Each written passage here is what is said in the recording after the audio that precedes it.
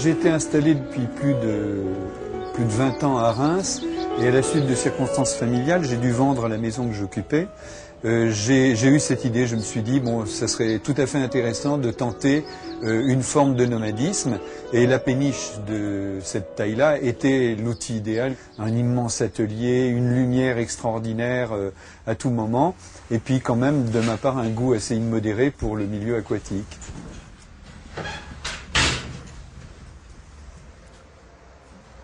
Voilà, on est sur mon bateau, qui est à la fois un lieu de vie et un lieu de travail, un lieu d'accueil aussi. J'ai tendance à dire que c'est mon île, dans la mesure où seule une petite passerelle le lie à la terre et à tout moment il peut s'en aller et aller voir d'autres lieux. Alors c'est une île, pourquoi? Parce que c'est énorme, c'est 38 mètres de long, un immense atelier, une très grande salle d'exposition en terrasse et un logement tout à fait agréable. Et je vous invite à me suivre pour le visiter.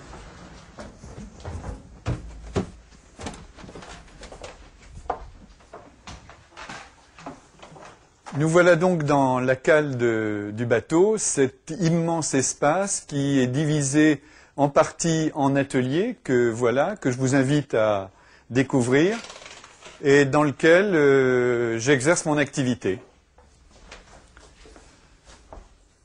Donc tous les éléments indispensables, un potier y sont, le tour, le four, la zone d'émaillage. Et vous voyez qu'on a l'impression d'être dans un bateau uniquement grâce à la présence des hublots. Voilà donc le bureau, pièce tout à fait importante pour moi, j'y passe beaucoup de temps. D'une part parce qu'il y a mes bouquins, toute une documentation, tout un travail que j'ai à faire, autre que d'être les mains dans l'argile.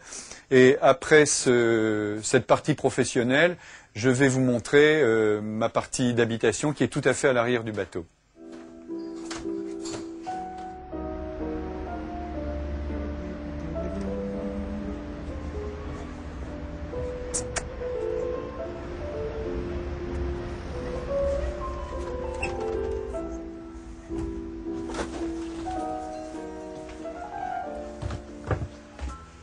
Voilà donc la chambre.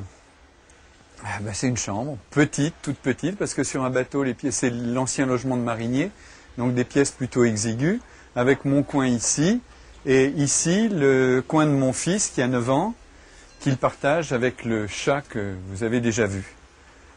Alors c'est un endroit dans lequel je passe un temps minimum, c'est-à-dire le temps de dormir, avec quand même le temps de lecture, puisque je passe beaucoup de temps à bouquiner.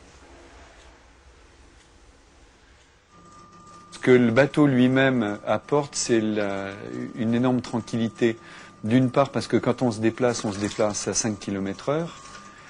Donc ça fait rire les gens quand je dis que j'ai mis 4 jours pour aller à Paris, 2 jours et demi pour revenir. Ça amuse quand il me faut 2 journées de navigation pour faire Châlons-Reims. Et ça amuse et c'est pas amusant parce que ça donne une dimension au temps qu'on n'a pas quand on est sur une vie terrienne ou à moins de se déplacer à pied, ce qu'on ne fait pas, ça donne un autre temps. Et je pense que mon métier, qui est un métier de patience, c'est-à-dire qu'on ne peut jamais aller plus vite que la musique, il y a des étapes, on n'accélère pas un séchage, on attend que le séchage se fait. Et c'est peut-être une philosophie du temps qui ramène à l'eau, et de toute façon, le spectacle de l'eau, il y a des gens qui se promènent le long, qui s'assiedent et qui regardent l'eau, exactement comme on regarde un feu dans une cheminée. C'est des éléments de l'existence qui sont assez fascinants.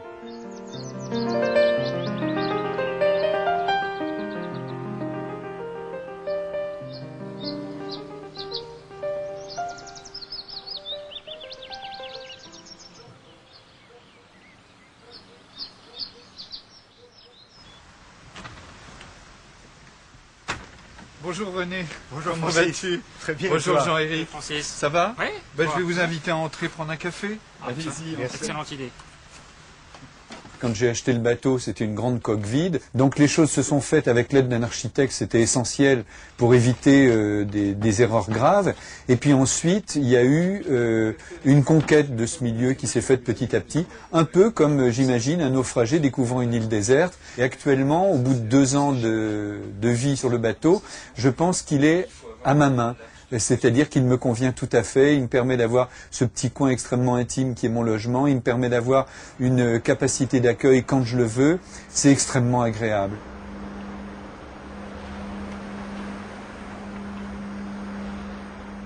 La conduite d'un bateau comme ça, son passage dans les écluses, la manipulation des cordages, c'est extrêmement physique. Donc je pense que je finirai pas mes jours sur ce gros bateau. Mais par contre, j'ai déjà décidé que je finirai sans doute mes jours sur un bateau, sans doute plus petit. Peut-être j'aimerais bien aller jusqu'au détroit de Torres, en Papouasie-Nouvelle-Guinée, dans des endroits comme ça.